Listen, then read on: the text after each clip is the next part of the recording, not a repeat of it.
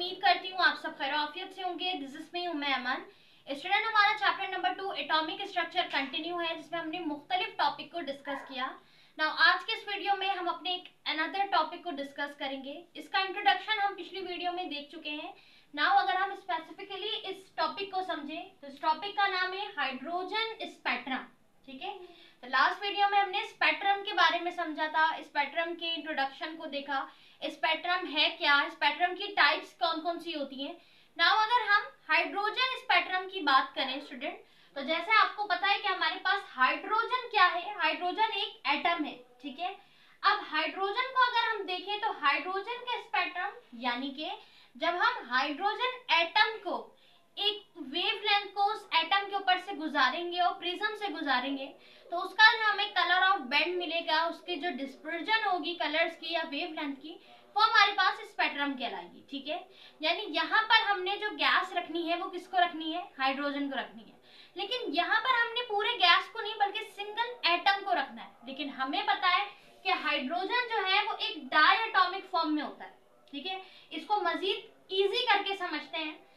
अगर हम सिर्फ एक हाइड्रोजन की बात करें तो हमें ये बात पता है कि हाइड्रोजन एक सिंगल स्टेट पे नहीं पाया जाता, यानी सिंपल हमें एक हाइड्रोजन नहीं मिलता। आपने देखा होगा जब भी हम हाइड्रोजन को लिखते हैं इस तरीके से लिखते हैं H2, ऑक्सीजन को लिखते हैं इस तरीके से लिखते हैं O2। ठीक है, क्यों?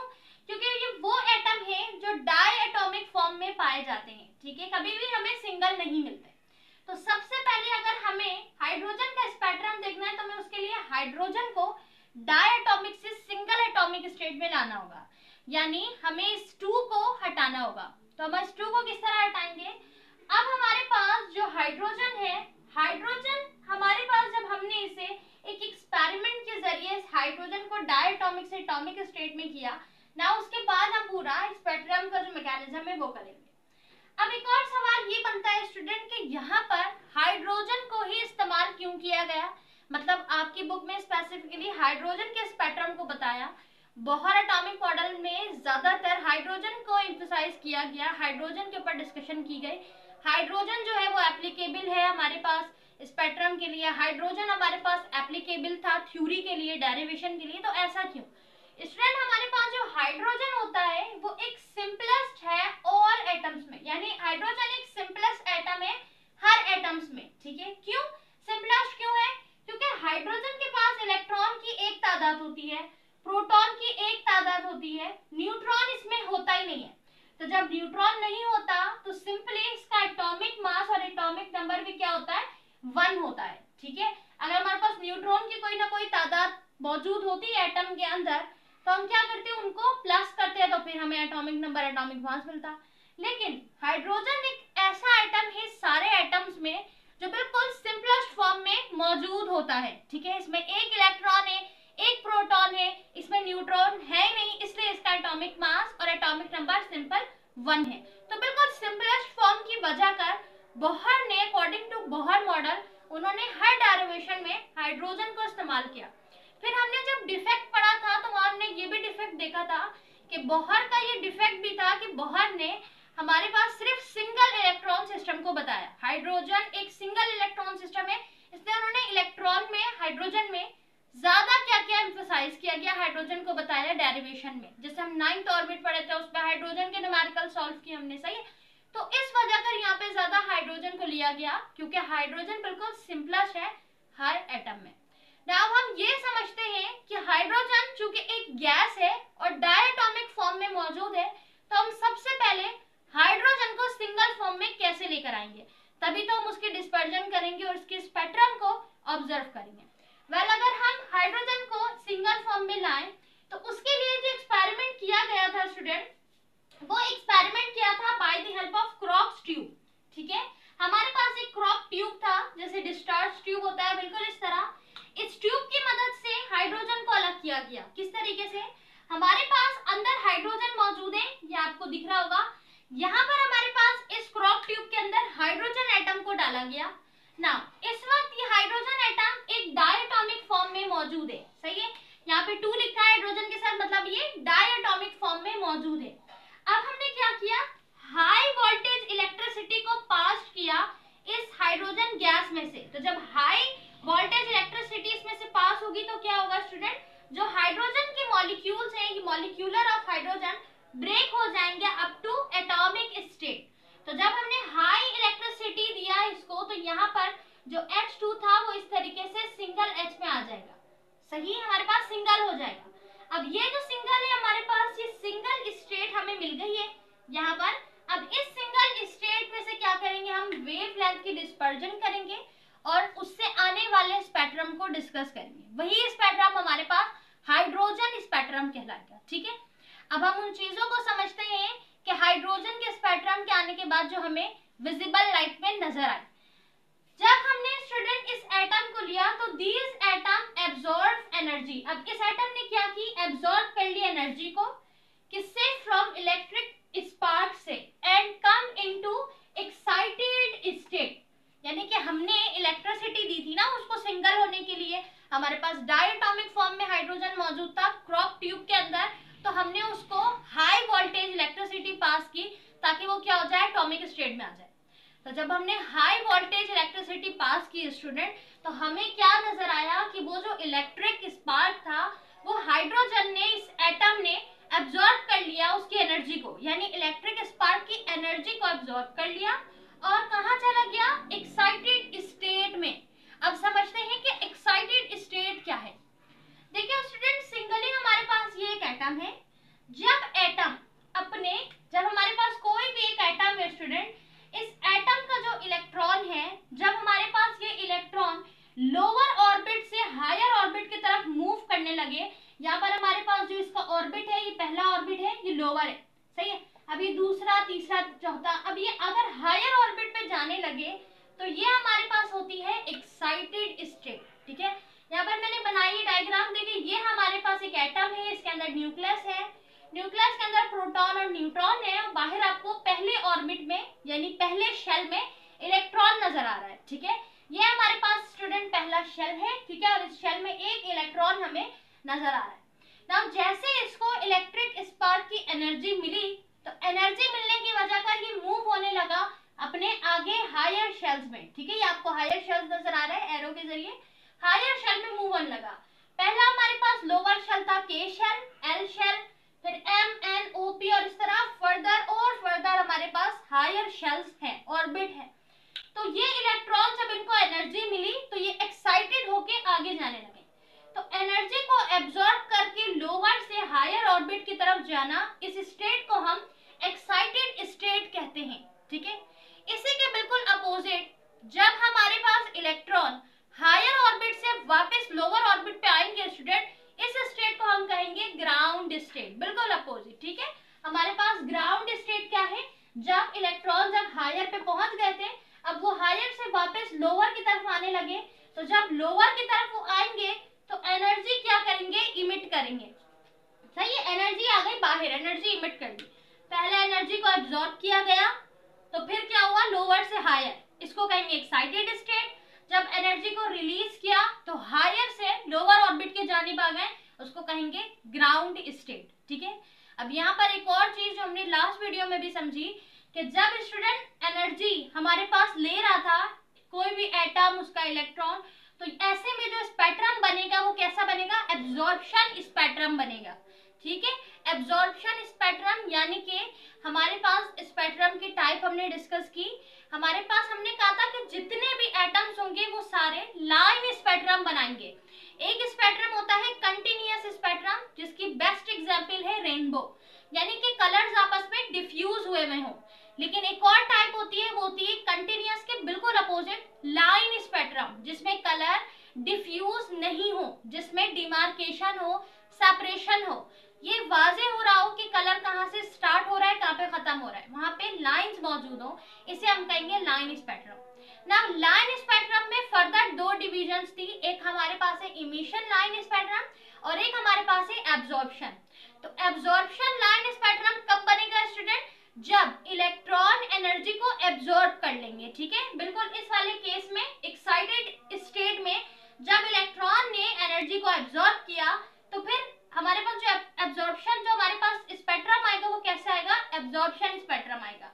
और जब ग्राउंड स्टेट में अब यहाँ पर एनर्जी क्या हो रही है, इमिट हो रही है, तो जो स्पेक्ट्रम आएगा वो इमिशन आएगा। सही है, तो ये बात आपको क्लियर हो गई। अब सवाल एक और ये बनता है, जैसे हमने पहले भी समझा था, वो ये कि एनर्जी जब उसको मिली तो वो एक्साइटेड हुआ और हायर स्टेट पे, हायर ऑर्बिट में चला गया। नाउ ऐसा क्या हुआ कि इलेक्ट्रॉन को हायर से दोबारा लोअर ऑर्बिट में वापस आना पड़ा। इलेक्ट्रॉन हायर पे पहुंच गया था ना, इलेक्ट्रॉन ने क्या किया, एनर्जी को एब्जॉर्ब किया। एनर्जी कहां से ली उसने, इलेक्ट्रिक स्पार्क से ली, वेवलेंथ में से ली, ठीक है। अब उसको क्या हुआ, ऐसा क्या हो गया कि उसको वापस हायर से लोअर की जानिब पे आना पड़ा, एक्साइटेड से ग्राउंड स्टेट पे वो क्यों आया। तो इसका रीजन ये है कि जब हमारे पास किसी एटम को ज्यादा एनर्जी मिल जाए, एक्स्ट्रा एनर्जी मिल जाए, तो उसकी जो स्टेबिलिटी होती है वो कम हो जाती है, ठीक है। ये दोनों अपोजिट है बिल्कुल। जब एनर्जी ज्यादा तो स्टेबिलिटी बिल्कुल कम, ठीक है। जिस तरीके से हमारे पास हर इंसान, हर शख्सियत चाहता है कि वो स्टेबल रहे हर मामले में, चाहे वो फाइनेंशियली हो, मेंटली हो, फिजिकली हो, स्पिरिचुअली हो, हम सब चाहते हैं स्टेबल रहे। इस तरह हर इलेक्ट्रॉन, हर एटम चाहता है कि वो स्टेबल रहे। लेकिन यहाँ पे कंडीशन ये है कि जब एक्स्ट्रा एनर्जी मिलेगी तो स्टेबिलिटी कम हो जाएगी। तो जब इलेक्ट्रॉन ने देखा कि एनर्जी को ज्यादा लेने की वजह कर मैं एक्साइटेड स्टेट में तो आ गया, लोअर से हायर ऑर्बिट पे तो आ गया, लेकिन मेरी स्टेबिलिटी बहुत लो हो गई, कम हो गई, तो वो फौरन क्या चाहेगा कि मेरी स्टेबिलिटी बैलेंस हो जाए। बैलेंस स्टेबिलिटी के लिए वो हायर से लोअर की तरफ आएगा, और ये स्टेट है ग्राउंड स्टेट। इसमें एनर्जी क्या हो जाएगी, रिलीज हो जाएगी। अच्छा, जब ये एनर्जी रिलीज होगी तो ये एनर्जी कहाँ जाएगी, जब ये एनर्जी रिलीज होगी तो ये वापस अपने स्पेक्ट्रम पे जाएगी, और जो स्पेक्ट्रम यहाँ पे एब्जॉर्प्शन स्पेक्ट्रम शो कर रहा था, नाउ ग्राउंड स्टेट पे वो स्पेक्ट्रम इमिशन स्पेक्ट्रम शो करेगा। यानी एनर्जी इमिट होगी, एनर्जी वेवलेंथ देती जाएगी स्पेक्ट्रम को, तो आपको दिखाई देगा कि पूरे ब्लैक स्पेक्ट्रम में लाइंस आ रहे हैं कलर वाले, यानी वेवलेंथ आ रही है, ठीक है। तो ये पूरा बिहाइंड फिनोमेना होता है, सही है ना। उसके अलावा स्टूडेंट हमारे पास हाइड्रोजन स्पेक्ट्रम का जो स्पेक्ट्रम बन रहा था, लाइन स्पेक्ट्रम बन रहा था, तो हमने देखा कि जो लाइन इमिशन स्पेक्ट्रम है, यानी कि यहाँ पर जो एनर्जी इमिट होने की वजह कर जो लाइन इमिशन हमारे पास स्पेक्ट्रम बन रहा था, तो उस स्पेक्ट्रम में कैसा स्पेक्ट्रम होता है, ब्लैक होता है, और उसमें कहीं ना कहीं वेवलेंथ और कलर्स होते हैं।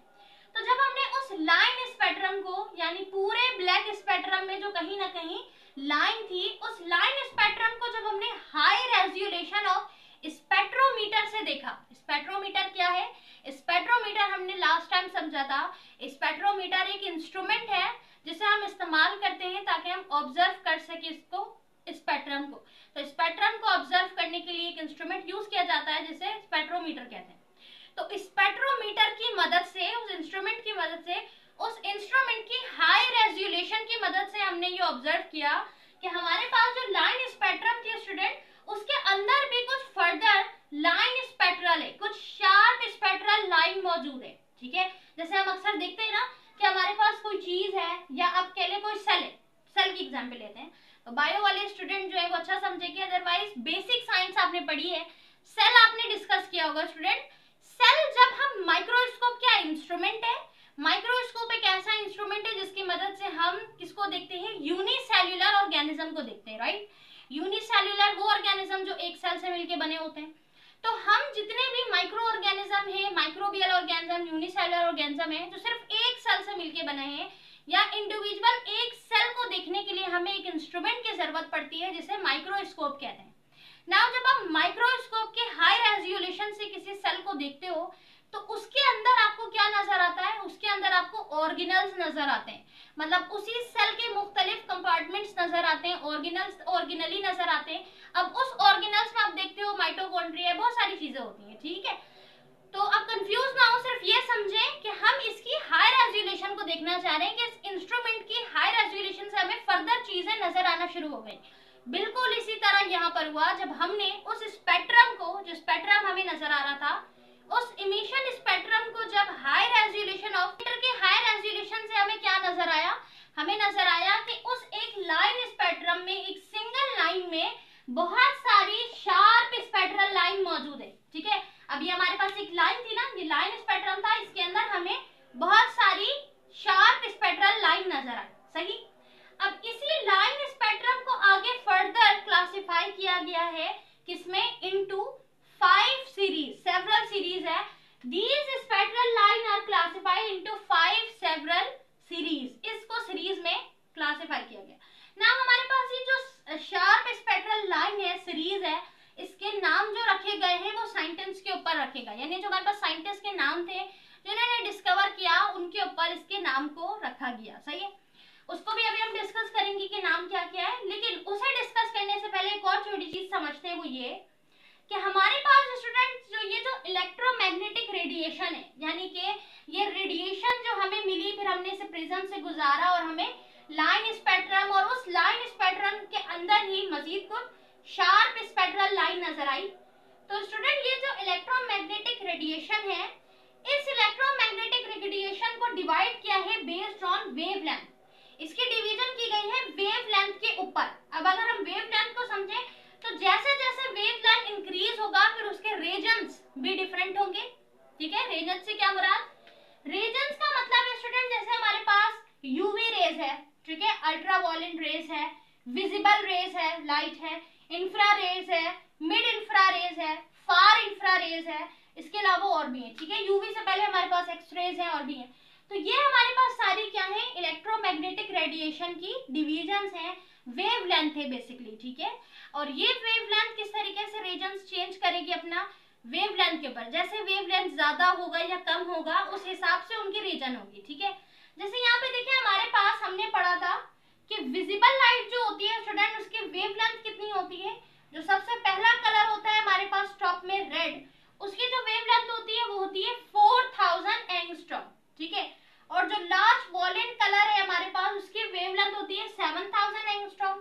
इस 4 और 7 के दरमियान जो हमारे पास नंबर्स हैं, अमाउंट है, वही हमारे पास बाकी कलर्स की वेवलेंथ होती है। ठीक है, अब सवाल ये बनता है अगर हमारे पास वेवलेंथ 4000 से कम हुई तो अगर हमारे पास कोई वेवलेंथ 4000 से कम होगी तो वो पहले हमारे पास जो एक्स रेज है या यूवी रेज है, अल्ट्रावायलेट रेज है, उनमें चली जाएगी। ठीक है, उनका रीजन हमारे पास क्या हो जाएगा, एक्स रेज या अल्ट्रावायलेट रेज। और अगर हमारे पास 4000 या 7000 से ज्यादा, यानी 7000 से ज्यादा होगी, अगर 7000 से ज्यादा हुई तो फिर वो उसका रीजन हो जाएगा इंफ्रारेड रेज। ठीक है, इंफ्रारेड हो जाएगा।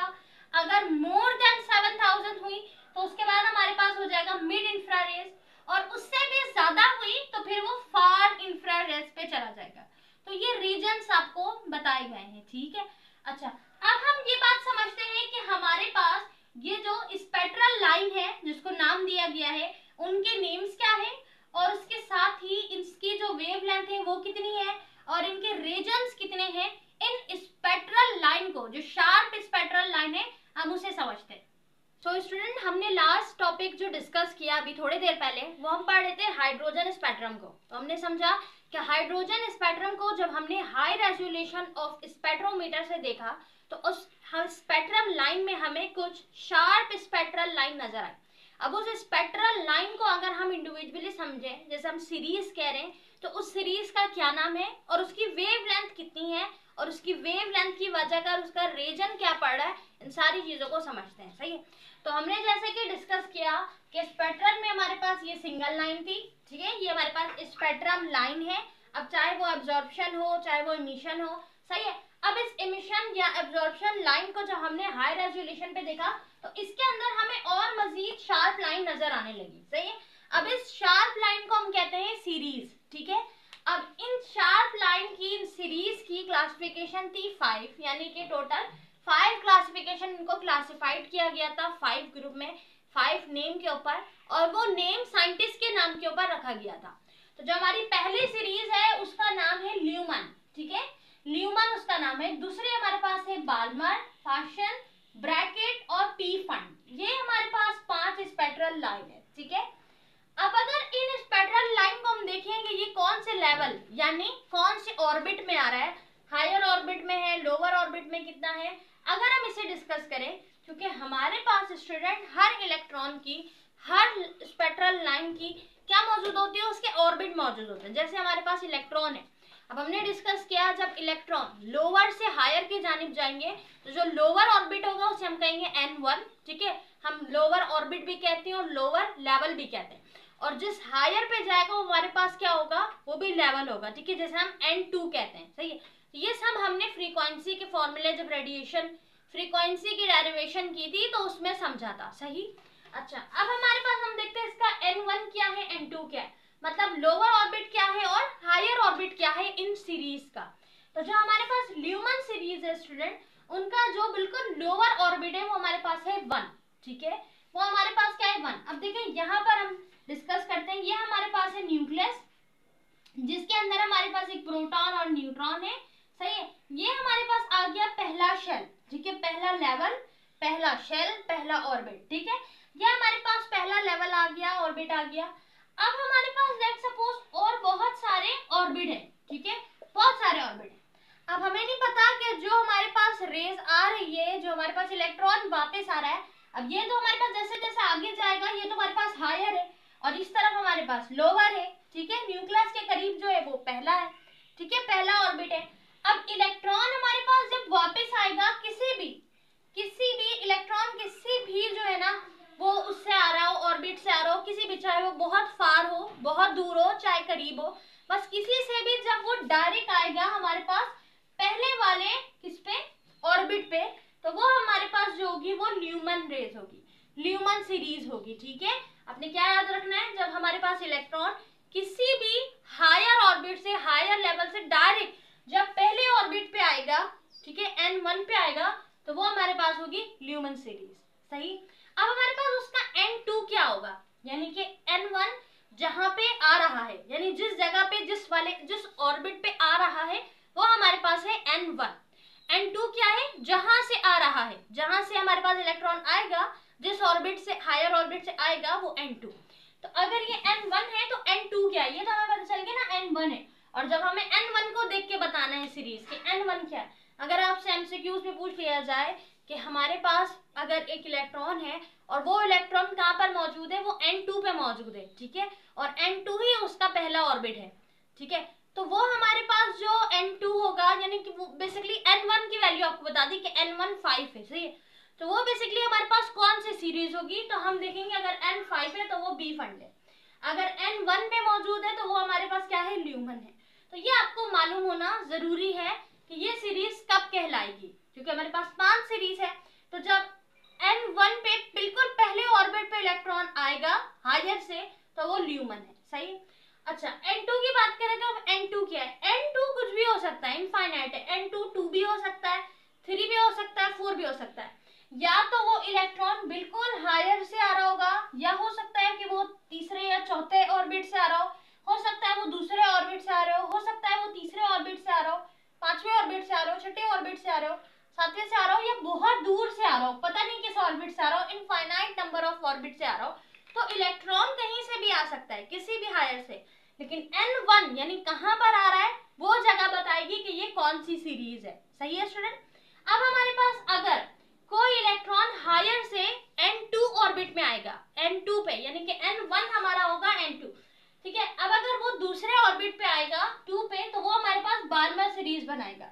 इसी तरीके से 3 पे आएगा तो पार्शियल सीरीज बनाएगा, 4 पर आएगा तो ब्रैकेट बनाएगा, 5 पे आएगा तो पी फंड बनाएगा, ठीक है, ये डायरेक्ट हमारे पास बाहर से आया और नंबर 3 पे जो है वो ये ऑर्बिट पे पहुंच गया इलेक्ट्रॉन, नंबर 3 ऑर्बिट पे उसका n1 हो गया 3, तो जब n1 3 होगा तो हमारे पास कौन सा होगा, पार्शियल होगा, अगर n1 5 होगा तो पी फंड होगा, ठीक है। तो ये बात तो हमने समझ ली, और ये भी समझ लिया कि n2 क्या है, n2, अच्छा अगर वो 1 पे आ रहा है तो n2 2 से स्टार्ट होगा, 2 हो सकता है, 3 हो सकता है, 4 हो सकता है एंड सो ऑन, ठीक है, लेकिन अगर वो ऑर्बिट 2 पर आ रहा है तो फिर 3 से होगा कि 3 से आ रहा है, 4 से आ रहा है, 5 से आ रहा है, 6 से आ रहा है, अगर वो 3 पे आ रहा है तो फिर वो 4 से आ रहा होगा, क्योंकि 3 पे तो वो मौजूद है, इलेक्ट्रॉन कहां पर आके फॉल हुआ है, इलेक्ट्रॉन सीधा हमारे पास तीसरे ऑर्बिट पे आया है, ठीक है, तो तीसरे ऑर्बिट पे हमारे पास क्वेश्चन है, सही है। अब तीसरे ऑर्बिट पे तो आ गया, आया कहां से, उसका n2 क्या है, तो वो 4 से स्टार्ट होगा, 4 5 6 सो ऑन, ठीक है, अगर वो 7 पे आ रहा है, ठीक है, 4 पे आ रहा है, ब्रैकेट हमारे पास 4 है, 4 पे आ रहा है, तो 5 से आ रहा होगा, 6 से आ रहा होगा, ठीक है, तो जो n2 है हमारे पास वो उसके बाद से शुरू होगा, ये आपने बस छोटी छोटी चीजें याद रखनी है, सही।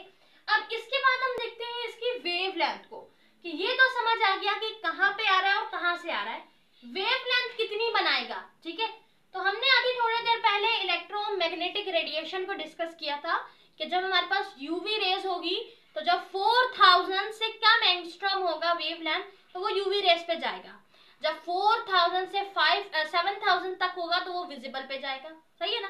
अब देखिए हमारे पास जो ल्यूमन है इसकी जो वेवलेंथ होती है ये हमारे पास 4000 से कम होती है, ल्यूमन की 4000 से कम होती है, ठीक है। तभी तो ये डायरेक्ट पहले ऑर्बिट पे आ रहा है, ठीक है। पहले ऑर्बिट पे क्यों आ रहा है, कम है, तो जब ये पहले ऑर्बिट पे आएगा तो लेस 4000 है तो मतलब ये इसकी रीजन क्या होगी, यूवी रेज, ठीक है।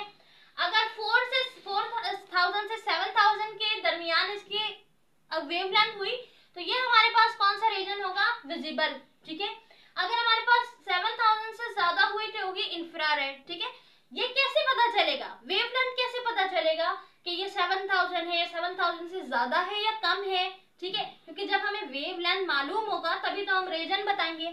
आपको अगर पूछ लिया जाए कि हमारे पास एक इलेक्ट्रॉन है और वो बाल्मर है, ठीक है, और उसकी वेवलेंथ हमारे पास कितनी गई है, वेवलेंथ उसकी दी गई है 4000 से 7000 तक। तो 4000 और 7000 आपको पता है कि जब किसी की वेवलेंथ 4000 से 7000 हो तो वो विजिबल रीजन में जाएगा, सही है। तो ये तो समझ आ गया, रीजन हम वेवलेंथ को देख के बताएंगे, सही है। और हम सीरीज का नाम किसे देख के बताएंगे कि इलेक्ट्रॉन कहाँ पर आ रहा है, तो वेवलेंथ किसे देख के बताएंगे हम वेवलेंथ बताएंगे इसी N2 के ऊपर, ठीक है। वेवलेंथ किस पे बताएंगे, N2 के ऊपर बताएंगे। तो ये हमारे पास एक कंप्लीट जो हमारे पास स्पेक्ट्रल लाइन है उसको हमने देखा कि उसकी सीरीज क्या है, N1 क्या है, N2 क्या है। अच्छा ये चीज हम क्यों देख रहे हैं, इसलिए ताकि स्पेक्ट्रल लाइन को हम डिटरमाइन कर सके बाय फॉलोइंग इक्वेशन, सही है। अब स्पेक्ट्रल लाइन को हम मालूम कर सकेंगे कि हमारे पास, हमें तो पता नहीं है, हमने तो नहीं दिख रहा, तो हम कैसे मालूम करेंगे कि N1 2 क्या है, तो हम देखेंगे ये इक्वेशन की मदद से। अब हमारे पास वेवलेंथ की इक्वेशन दी गई है कि हमारे पास RH यानी रेड बग जो मल्टीप्लाई हो रहा है 1/N1 स्क्वायर और माइनस हो रहा है 1/N स्क्वायर 2 से, ठीक है। तो ये हमारे पास एक पूरी इक्वेशन थी, हमने इसको ड्राइव करना सीखा। इस इक्वेशन की मदद से हम मालूम करेंगे स्पेक्ट्रल लाइन को डिटरमाइन करेंगे, ठीक है। RH हमारे पास एक कांस्टेंट है जिसकी वैल्यू होती है 1.09678 इंटू एक्सपोनेंट 7 मीटर स्क्वायर, ठीक है, मीटर पर सेकेंड। N1 हमारे पास हमेशा लोअर ऑर्बिट होगा, लोअर लेवल होगा, यानी अगर आपको वैल्यू दी गई है 2 और 5, एक लेवल है 2 और एक है 5, तो 2 हमेशा N1, 5 हमेशा N2। तो छोटा जो होगा वो हमेशा लोअर ऑर्बिट, लोअर लेवल, छोटी अमाउंट जो होगी, और N2 जो हायर होगी, सही है। तो ये हमारे पास तरीका होता है किसे मालूम करने का, स्पेक्ट्रल लाइन को डिटरमाइन करने का। अब इसी फॉर्मूले की मदद से हमारे पास एक न्यूमेरिकल दिया गया है, उस न्यूमेरिकल को सॉल्व करते हैं। स्टूडेंट अब इसी टॉपिक से रिलेटेड हमारे पास एक न्यूमेरिकल दिया गया है, तो इसे हम साथ साथ सॉल्व कर लेते हैं ताकि हमें क्लियर हो जाए। न्यूमेरिकल जो है वो बुक का ही है, पेज नंबर 49 क्वेश्चन नंबर 2, ठीक है। तो क्वेश्चन मैंने लिखा नहीं है, क्वेश्चन एक बार हम बुक से रीड कर लेते हैं। तो बुक में आपके पास दूसरा क्वेश्चन दिया गया है। पहला क्वेश्चन जो है वो कैलकुलेट द रेडियस है, जो हमने रेडियस निकाला था उस टाइम हमने समझ लिया था, आई होप आप लोगों ने क्लियर कर लिया उसे। उसके बाद हमारे पास जो दूसरा क्वेश्चन दिया गया उसमें लिखा है a photon of wave number, यानी एक फोटोन का वेव नंबर बताया गया है 23 into 10 exponent 5 metre per square, अच्छा metre per second is emit when electron undergoes a transition from a high energy यानी high energy orbit to n is equals to 2। अब ये कह रहे हैं कि हमारे पास फोटोन जो है उसकी वेव नंबर आपको बता दी गई कि वेव नंबर उसकी इतनी आ रही है। अब हमें ये बताया गया है कि ये जो हमारे पास फोटोन है इसका जो इलेक्ट्रॉन है ये कहाँ से आ रहा है, ये हायर ऑर्बिट से आ रहा है, ठीक है, हायर एनर्जी से आ रहा है। अब ये हायर से लोअर पे आ रहा है, तो लोअर की वैल्यू आपको बताइए n इज इक्वल्स टू 2। तो यहाँ पर जो n है ये n हमारे पास n1 है यानी लोअर है, ये हायर से आ रहा है तो लोअर आपको बता दिया गया है ना। उसके बाद लिखा है determine the orbit from which electron falls, तो यानी कि अब आपको बताना है कि उस इलेक्ट्रॉन के ऑर्बिट को, उस ऑर्बिट को जहां से हमारा इलेक्ट्रॉन फॉल हो रहा है, यानी जहां से इलेक्ट्रॉन आया है तो यानी कि ये हो गया हायर। तो N2 आपको बताना है, N1 की वैल्यू और वेव लेंथ की वैल्यू आपको दे दी गई है। उसके बाद लिखा है also the spectral line that appear in the transition of electron. उसके बाद आपसे एक और चीज भी पूछी गई है सवाल में, एक तो N2 पूछा गया है कि इलेक्ट्रॉन कहाँ से आ रहा है, किस हायर ऑर्बिट से आ रहा है। दूसरा आपसे पूछा गया है हमारे पास कि इसकी जो स्पेक्ट्रल लाइन है वो क्या बनेगी, सही है। स्पेक्ट्रल लाइन से मुराद यानी कि वो जो सीरीज थी, बाल्मर है या हमारे पास ल्यूमन है या पी फंड है, तो कौन सी बन रही है, सही है। तो सवाल में आपको दिया क्या गया है, सवाल में आपको दिया गया है वेव नंबर। अच्छा, वेव नंबर के साथ ही आपको यानी वेव लेंथ दी गई है, दूसरी आपको दिया गया है n1 की वैल्यू। अच्छा, बुक में सिर्फ n लिखा हुआ है, तो हमने कैसे पहचाना कि ये n1 है, क्योंकि वहां मेंशन किया गया है कि हमारे पास ये कहां से आ रहा है, हायर ऑर्बिट से, तो हायर ऑर्बिट हमेशा n2 होता है, सही है। उसके अलावा ये भी लिखा है कि इलेक्ट्रॉन कहां से फॉल हो रहा है, तो यहाँ से भी समझ आ गया, फॉल होगा तो ऊपर से फॉल होके नीचे आएगा ना, तो ये हमारे पास क्या है भाई, n1 है। तो n1 की वैल्यू आपको दी गई है 2, सही है। बताना क्या है n2, रिक्वायर्ड में लिखा है n2 बताना है, और इसके साथ साथ SL बताना है। SL आप पूरा लिखिएगा, स्पेक्ट्रल लाइन, ठीक है, n2 और स्पेक्ट्रल लाइन बताना है, सही है। फॉर्मूला आपके पास गिवन है, हमारे पास हमने डिस्कस किया था कि वेव लेंथ को मालूम करने के लिए हमारा फॉर्मूला होता है RH, सही है। RH मल्टीप्लाई होगा 1/n² 1 से माइनस 1/n² 2 से। तो ये फॉर्मूला तो हमारे पास किसका है, वेव लेंथ का है, जबकि सवाल में वेव लेंथ गिवन है, ठीक है। अच्छा, RH की वैल्यू कांस्टेंट होती है, जो कि आपकी बुक में भी दी गई है 1.09678 × 10 की पावर 7, तो ये हो गई RH की वैल्यू। n² भी दिया गया, मतलब n² n1 दिया गया है, n2 आपको मालूम करना। तो बेसिकली हमें जो चीज मालूम करनी है वो हमारे पास ये है, ठीक है, n2 मालूम करना है, लेकिन n2 का हमारे पास कोई फॉर्मूला तो नहीं है, तो हम जो फॉर्मूला गिवन है उसको क्या करेंगे, अरेंज कर देंगे। अब इस फॉर्मूले में हमारे पास सारी चीजें हमें मालूम है, सिर्फ n² नहीं मालूम, तो जो चीज आपको ना मालूम हो आप उसको सेपरेट कर दें, अलग कर दें, और जो मालूम है उन सबकी वैल्यू को पुट करेंगे तो हमें वो मिल जाएगा जो नहीं मालूम है, सही है। तो अननोन हमारा क्या है, n2 अननोन है, ठीक है, n2 बताना है। जब n2 हमें मालूम हो जाएगा तो उसके बाद हम ये भी बता देंगे कि हमारे पास कौन सी सीरीज है। सीरीज तो आप n1 को भी देख के बता दोगे, ठीक है, फिर भी हम पहले n2 को निकालते हैं। अच्छा, यहाँ पर हमने फॉर्मूला लेट्स सपोज अरेंज कर लिया, कैसे अरेंज करेंगे हम, मैं यहाँ पर भी आपको करके बताती हूँ। हमें वेव लेंथ जो है वो मालूम थी, ठीक है, मालूम क्या नहीं था, n² नहीं मालूम था, ठीक है, तो हमने क्या किया, सिंपली जो जो मालूम थी इसकी वैल्यू को पुट किया, n² को ऐसे ही छोड़ दिया, क्योंकि n² को हम अलग इसलिए नहीं कर पा रहे, n² ब्रैकेट के अंदर मौजूद है, सही है, तो उसके लिए हमें पहले ब्रैकेट खोलना पड़ेगा, ब्रैकेट खोलने के लिए फिर पूरा सॉल्व करना पड़ेगा, ठीक है। तो हमने क्या किया, इसको निकाला नहीं है, हमने वैल्यू पुट कर दी, तो वैल्यू हमें दी गई थी, जो वेव लेंथ की वो वैल्यू मैंने डाल दी, RH कांस्टेंट होता है उसकी वैल्यू डाल दी, n1 ये रहा, n1 की वैल्यू हमें 2 दी गई है बुक में, तो हमने 2 डाल दी, ठीक है, स्क्वायर तो फॉर्मूले का रहेगा, n2 की वैल्यू नहीं मालूम थी तो n2 ऐसे ही रहा, ठीक है। अब हम क्या करेंगे, इनको आपस में क्या करेंगे, इसको, चूंकि अब हमें n2 को अलग करना है, तो ये यहाँ पर किसके रिलेशन में है, मल्टीप्लाई में, ठीक है, हम इसको इज इक्वल टू के इधर भेजेंगे तो डिवाइड में हो जाएगा, तो हमने इसे उठा के इधर भेज दिया तो ये डिवाइड में हो गया, ठीक है। नाउ हमारे पास वेव लेंथ को हम RH कांस्टेंट से डिवाइड करेंगे, ठीक है। उसके बाद किस तरफ हमारा जो ब्रैकेट पूरा था वो ब्रैकेट वैसे ही रहा, सिर्फ हमने जो 2 के ऊपर स्क्वायर लगा हुआ था, यानी n1 की वैल्यू का जो स्क्वायर था उसको खोल दिया, 2 2 जा 4, ठीक है, n2 हमें मालूम नहीं था तो वैसे ही अभी खोल नहीं सकते, ये वैसे ही रहेगा। उसके बाद ये डिवाइड में आ गया, इनको सिंपली हमने डिवाइड किया तो हमें उसकी वैल्यू मिली 0.2097, ये हमें वैल्यू मिली, किसको, वेव लेंथ को डिवाइड कराया RH कांस्टेंट से, तो हमें ये वैल्यू मिल गई, सही।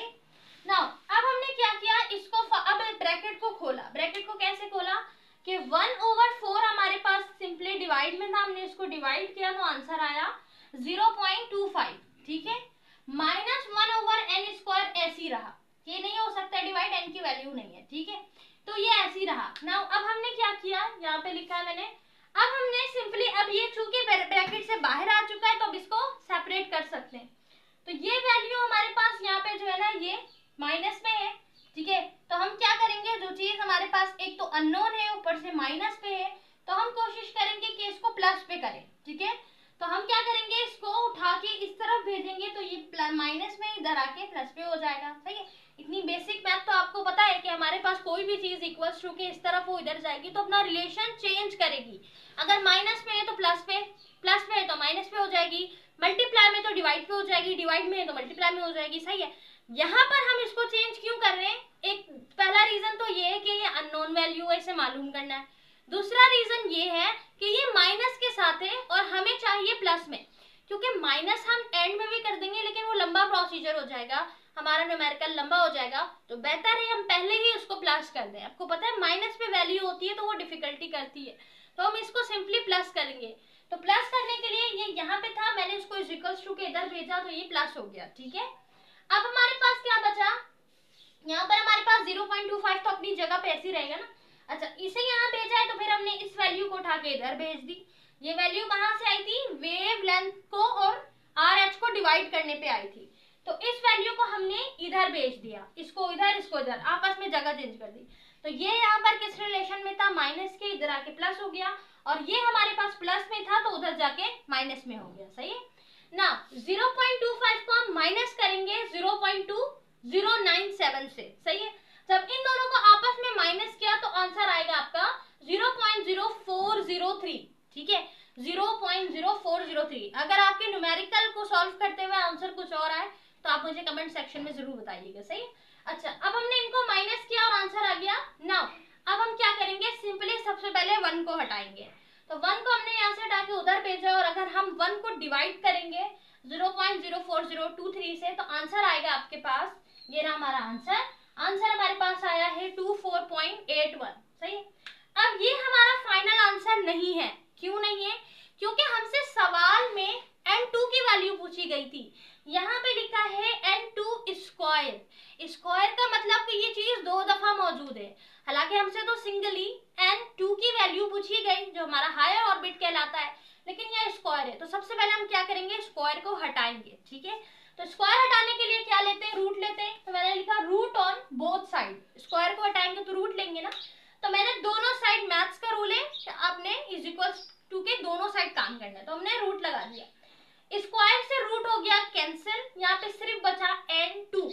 नाउ इसके ऊपर भी चूंकि रूट आ गया है तो वैल्यू को रूट से निकालेंगे, तो जब हम वैल्यू को रूट से निकालेंगे, अब यहाँ पे आप थोड़ा गौर कीजिए, जब मैंने 24.81 को रूट से निकाला, आप कैलकुलेटर की मदद से जब रूट से इसे निकालेंगे तो आपका आंसर आएगा 4.98, ठीक है। रूट से वैल्यू आई तो आंसर आया 4.98। लेकिन एक बात हमेशा आपने ध्यान में रखनी है, वो ये कि ऑर्बिट में कभी भी वैल्यूज होती है वो पॉइंट में नहीं होती, ऑर्बिट में जो होती है ना वो डायरेक्ट नंबर्स होते हैं, ठीक है। हमारे पास कोई भी वैल्यू पॉइंट में नहीं होती, सही है। किस तरीके से होंगी, वैल्यू 4, 5, 6, 7, 8, 9 इस तरीके से होंगी, कभी भी पॉइंट्स में नहीं होंगी, डेसिमल में नहीं होंगी। तो भाई डेसिमल में नहीं है तो इसके करीब करीब जो वैल्यू है वो लूंगी। अब लिखा है 4.98, तो 98 है तो मैं क्या करूंगी, 5 ले लूंगी आराम से, तो मैंने n2 की वैल्यू ले ली 5, तो जो हमारा फाइनल आंसर है वो 5 होगा, ठीक है। तो यहाँ पर हमने क्या किया, n2 को फाइंड आउट किया, किसकी मदद से, वेव लेंथ के फॉर्मूले की मदद से, ठीक है। वेव लेंथ का फॉर्मूला लिखा, जो जो चीजें मालूम थी पुट किया, जो मालूम नहीं था उसको छोड़ दिया। वैसे तो जो मालूम नहीं होता है हम उसको सेपरेट करते हैं, लेकिन चूंकि यहाँ पर ये ब्रैकेट के अंदर है तो ब्रैकेट खोलना अभी पॉसिबल नहीं है, तो हमने उसको वहीं रहने दिया, ठीक है। जैसे जैसे ब्रैकेट खुलता गया ना, जब ब्रैकेट खुल के ये वैल्यू बाहर आ गई तो फिर हमने इसको सेपरेट कर दिया। सेपरेट करने के बाद जो हमने, चूंकि हम इज इक्वल्स टू के इधर उधर करेंगे तो रिलेशन चेंज करेंगे, तो वैल्यू माइनस पे चलती हुई आ रही थी, लेकिन जब हमने चेंज किया तो प्लस पे हो गई। फिर जो हमारे पास बचा उसको हमने सॉल्यूशन के, यानी प्लस हो रहा है तो प्लस किया, मल्टीप्लाई होगा तो मल्टीप्लाई करेंगे, डिवाइड होगा डिवाइड करेंगे, करते करते हम फाइनल अपने आंसर पे आ गए। अब जो हमें आंसर मिला था वो तो n2 स्क्वायर का था, इसलिए हमने रूट लिया। जब हमने रूट लिया तो रूट से स्क्वायर कैंसिल हो गई, हमारा आंसर भी रूट पे चला गया। नाउ अब हम अपने आंसर को रूट से निकालेंगे, तो अगर आपका आंसर किसी नंबर पे आ जाए तो फिर ठीक है, लेकिन अगर पॉइंट में आएगा, डेसिमल में आएगा, तो उसके करीब करीब जो नंबर आ रहा होगा आप वो नंबर लोगे, ठीक है। तो यहाँ पे n2 की वैल्यू मिल गई 5, तो पहला चीज हमारी क्वेश्चन का मुकम्मल। दूसरी चीज इसी सवाल में पूछी गई है कि स्पेक्ट्रल लाइन क्या है। स्पेक्ट्रल लाइन से मुराद यानी जो सीरीज है वो कौन सी सीरीज है, बाल्मर है, हमारे पास पी फंड है, ल्यूमन है, पार्शियन ब्रैकेट है, कौन सी है। तो ये कैसे फाइंड आउट करेंगे, हम n1 को देख के फाइंड आउट करेंगे। तो मैंने आपको इसीलिए कहा था, पहले भी बता सकते हो। नाउ लिखा है मैंने, नाउ फाइंड SL, SL का मतलब स्पेक्ट्रल लाइन, आप पूरा लिखिएगा, नाउ फाइंड SL।